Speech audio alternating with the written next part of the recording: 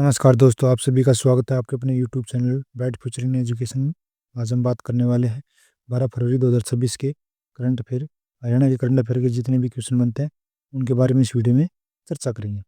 Video के अंत तक बने रहिए। अगर आपने अभी तक चैनल सब्सक्राइब नहीं किया तो चैनल सब्सक्राइब करें, वीडियो को लाइक करें, शेयर करें। अगर एग्जाम्स में 2 से 5 क्वेश्चन या इससे अधिक भी एग्जाम्स में करंट अफेयर के क्वेश्चन उससे पूछे जाते हैं तो आपका कीमती समय नहीं लेते हुए चलिए शुरू करते हैं। आज का हमारा पहला क्वेश्चन है, औषधीय पौधे की खेती के लिए क्लस्टर बनाने की योजना किस संस्था द्वारा बनाई जाएगी? तो किस संस्था द्वारा बनाया जाएगी, किस क्वेश्चन का सही जवाब होगा ऑप्शन सी, एफेड द्वारा बनाया जाएगा। इससे संबंधित कुछ महत्वपूर्ण जानकारियां हैं।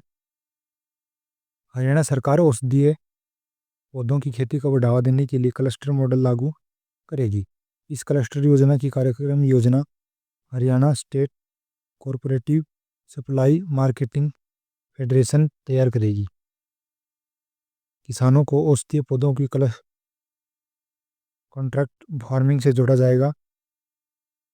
योजना का उद्देश्य किसानों की आय बढ़ाना और औषधीय खेती को व्यावसायिक बनाना है। राज्य में पहले से ही एलोवेरा, तुलसी, स्वीटिया जैसी औषधीय फसलों की खेती हो रही है। नेक्स्ट क्वेश्चन है, हरियाणा नस्ल की गाय के दूध में फैट प्रतिशत कितना बताया गया है? तो हरियाणा नस्ल की गाय है उसके दूध में कितनी फैट बताया गया है? इस क्वेश्चन का सही जवाब होगा ऑप्शन डी, 3 से 4% बताई गई है प्रतिशत। इसी संबंधित कुछ महत्वपूर्ण पॉइंट्स हैं।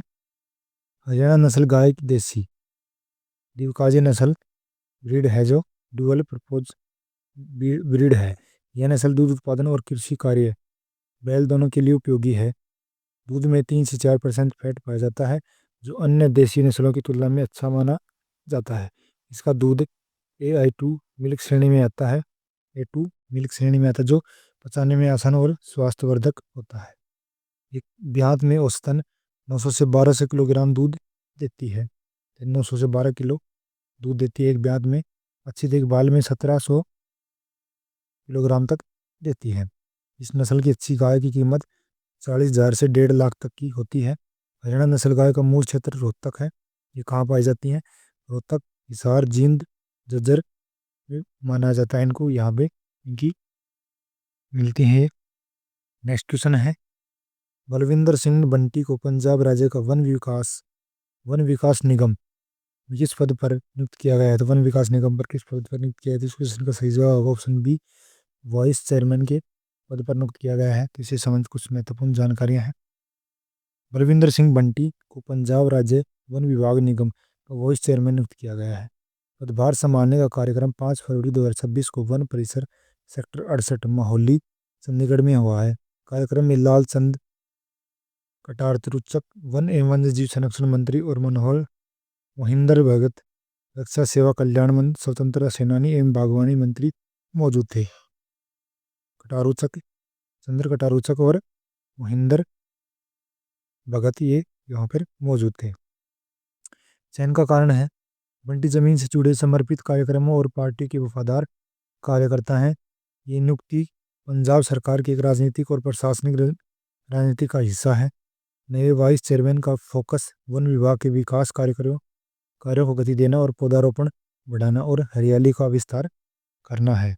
नेक्स्ट क्वेश्चन है, हरियाणा में 24वां वसंत उत्सव 2026 में आयोजित किया गया था। कहाँ पे आयोजित किया गया था? इस क्वेश्चन का सही जवाब ऑप्शन सी, गुरुग्राम के अंदर किया गया है। गुरुग्राम यानी गुड़गांव के अंदर किया गया है। इससे संबंधित कुछ महत्वपूर्ण जानकारियां हैं। हरियाणा में 24वां वसंत उत्सव 2026 का आयोजन गुरुग्राम में किया गया है। इस कार्यक्रम का आयोजन हरियाणा पर्यटन विभाग हरियाणा टूरिज्म द्वारा किया गया है। वसंत उत्सव 2026 का थीम है राजस्थान राज्य रखा गया था। इसका उत्सव का उद्देश्य फूलों, पर्यटन और संस्कृति को बढ़ावा देना है। वसंत उत्सव में फ्लावर शो, सांस्कृतिक कार्यक्रम, पर्यटन गतिविधियां आयोजित की जाती हैं। नेक्स्ट क्वेश्चन है, हरियाणा के भिवानी जिले की पैरा एथलेटिक्स मुस्कान शोरान ने हाल ही में किस प्रतियोगिता में पदक जीता है? तो किस प्रतियोगिता में पदक जीता है? इस क्वेश्चन का सही जवाब option D, youth Asian para games के अंदर जीता है। तो इससे संबंधित कुछ महत्वपूर्ण जानकारियां हैं। मुस्कान चौहान हरियाणा के भिवानी जिले की एक प्रतिभाशाली पैरा एथलेटिक्स है। उन्होंने दुबई में आयोजित यूथ एशियन पैरा गेम्स में भाग लिया है। इस प्रतियोगिता में लगभग 45 देशों के खिलाड़ियों ने हिस्सा लिया था। मुस्कान ने 2 स्पर्धाओं में 2 कांस्य पदक जीते हैं। एक है शॉर्ट पुट यानी गोला फेंक, डिस्क थ्रो यानी चक्का फेंक, इन दोनों में कांस्य पदक जीता है। उन्होंने खेलो इंडिया गेम्स में भी स्वर्ण पदक हासिल किया है। वे मूल रूप से गांव पहाड़ी की रहने वाली हैं और वर्तमान में विद्यानगर में रहती हैं। नेक्स्ट क्वेश्चन है, हरियाणा के जिंद जिले के उचाना क्षेत्र में शुरू किए गए सेल्फी विद काऊ अभियान के आयोजक कौन है? तो सेल्फी विद काऊ के अभियान के आयोजक कौन है? इस क्वेश्चन का सही जवाब होगा option B, Sandeep Chahal selfie with cow के आयोजक हैं। इससे संबंधित कुछ महत्वपूर्ण पॉइंट्स हैं। सेल्फी विद काऊ एक सामाजिक जागरूकता अभियान है। इस अभियान के आयोजक संदीप चहल हैं। संदीप चहल बड़ौदा गांव, उचाना क्षेत्र, जींद जिला, हरियाणा के निवासी हैं। अभियान का मुख्य उद्देश्य युवाओं को गौ सेवा और गौ रक्षा की से जोड़ना है। इसमें आधुनिक ट्रेंड सेल्फी को सांस्कृतिक मूल्य से जोड़ा गया है। गो लोगों को गौशाला में गाय गोद लेने का सुझाव दिया गया है। अभियान का मॉडल 1 पर्सन 1 काउ, एक व्यक्ति के पास एक गाय होना। नेक्स्ट क्वेश्चन है, हाल ही में किस हरियाणवी युवा शोधकर्ता ने न्यूट्रास्यूटिकल पेटेंट प्रकाशित कराया है? तो इस क्वेश्चन का सही जवाब होगा ऑप्शन बी, वारिस चौहान ने कराया है। इससे संबंधित कुछ महत्वपूर्ण पॉइंट है। नारायणगढ़ हरियाणा के युवा शोधकर्ता वारिस चौहान ने न्यूट्रास्यूटिकल पेटेंट प्रकाशित कराया है। पेटेंट अश्वगंधा क्रिएटिन आधारित विशेष फार्मूला पर है। उद्देश्य शारीरिक प्रदर्शन बढ़ाना, रिकवरी सुधारना और स्वास्थ्य बेहतर करना है। अश्वगंधा तनाव कम करता है और सहन शक्ति बढ़ाता है। क्रिएटिन मांसपेशियों की ताकत और स्पोर्ट्स परफॉर्मेंस बढ़ाता है। शोध आयुर्वेद और आधुनिक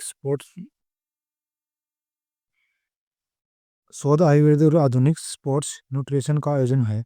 वारिस चौहान LPU फगवाड़ा में सोयल साइंस में MSc छात्र हैं।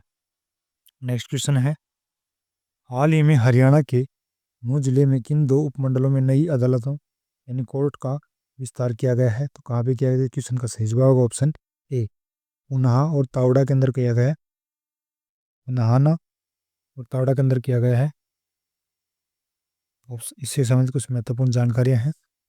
पंजाब एवं हरियाणा हाई कोर्ट के जज जस्टिस NS शेखावत ने नूंह में नई अदालतों का उद्घाटन किया है।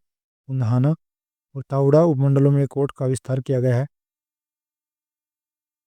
जजों की संख्या 3 से बढ़ाकर 5 की गई है। सभी कोर्ट्स अब लघु सचिवालय में एक ही छत के नीचे लगेंगे। भविष्य में 11 एकड़ में नया कोर्ट परिसर और जज आवास बनेगा। तावड़ू कोर्ट में पहली बार कोर्ट परिसर शुरू हुआ है। शुरुआत में 2 जज नियुक्त किए गए हैं। नूंह से लगभग 4000 केस ट्रांसफर होंगे। नूंह से कितने केस ट्रांसफर होंगे? 4000 केस वहाँ पे जाएंगे। लोगों को अब तक 15 किलोमीटर दूर नहीं जाना पड़ेगा। अब आगे से 15 किलोमीटर दूर नहीं जाना पड़ेगा। ऐतिहासिक तथ्य है, भारत का पहला मोबाइल कोर्ट 2007 में उन्नाव में शुरू हुआ था। नेक्स्ट क्वेश्चन है, चौधरी देवीलाल विश्वविद्यालय सिरसा में प्रोफेसर आरती गौड़ द्वारा लिखी गई जिन 2 पुस्तकों का विमोचन किया गया उनका नाम क्या है? गौड़ द्वारा लिखी गई पुस्तकों का नाम क्या है? इस क्वेश्चन का सही जवाब option C, HR toolkit and training and development है। सी ऑप्शन क्वेश्चन का सही जवाब होगा। इससे संबंधित कुछ महत्वपूर्ण पॉइंट्स हैं, उनके बारे में भी डिटेल से जान लेते हैं। चौधरी देवीलाल विश्वविद्यालय सिरसा में पुस्तक विमोचन कार्यक्रम आयोजित किया गया था। कार्यक्रम की तारीख 6 फरवरी 2026 थी। कुल पुस्तकों का विमोचन किया गया है। कुल 2 पुस्तकों का विमोचन किया गया है।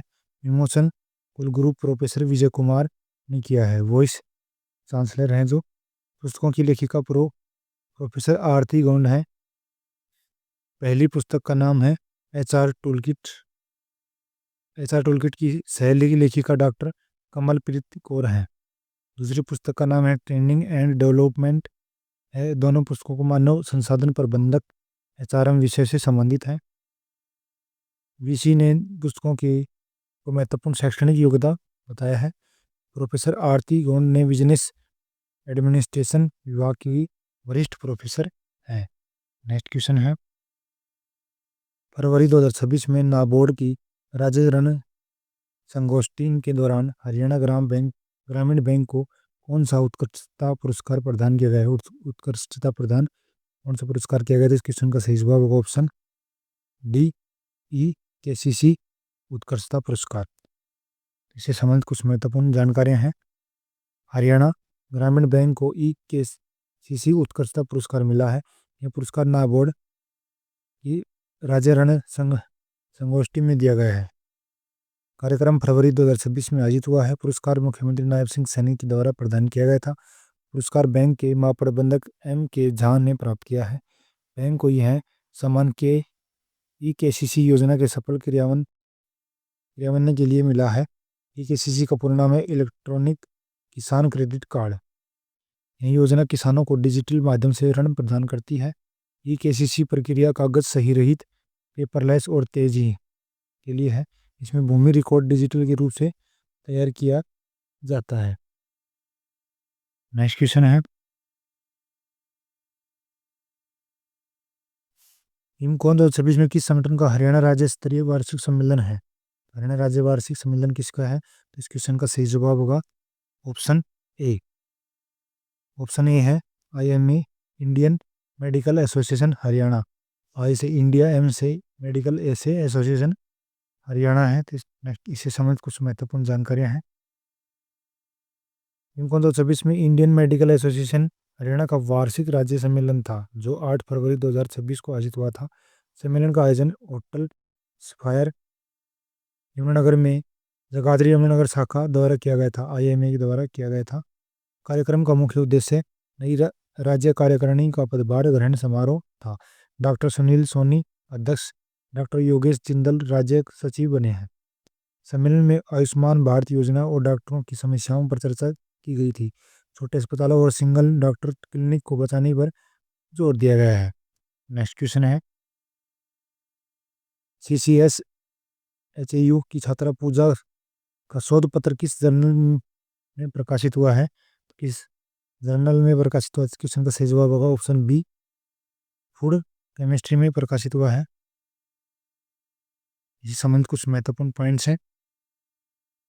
CCSHU हिसार की छात्रा पूजा का शोध पत्र अंतर्राष्ट्रीय जर्नल फूड केमिस्ट्री में प्रकाशित हुआ है। शोधों का विषय आलू की फ्यूरिएशियम हाइड्राई रोट बीमारी पर था। यह हरियाणा में इस बीमारी पर पहला वैज्ञानिक अध्ययन माना जाता है। फ्यूजेरियम ड्राई रोट से कोल्ड स्टोरेज में आलू को 60% तक नुकसान हो सकता है। शोधकर्ता में संक्रमित आलू के बायोकेमिकल दबाव और गैस उत्सर्जन का अध्ययन किया गया है। लाभकारी सूक्ष्म जीवों और कृषि विशेषों से रोग नियंत्रण के अच्छे परिणाम मिले हैं। पूजा ने मास्टर्स के दौरान 2 रिसर्च पेपर और एक रिव्यू पेपर प्रकाशित किए हैं। नेक्स्ट क्वेश्चन है, तो ये क्वेश्चन है आपके लिए, हाल ही में किस नेशनल पार्क में सुरक्षा के लिए AI आधारित निगरानी प्रणाली लागू की जा रही है? तो उसमें से कौन सा ऑप्शन सही होगा आपको कमेंट बॉक्स में बताना होगा। आज के लिए इतना ही, मिलते हैं फिर कल नई करंट अफेयर के साथ। तब तक के लिए अगर आपने अभी तक चैनल सब्सक्राइब नहीं तो चैनल सब्सक्राइब करें, वीडियो को लाइक करें।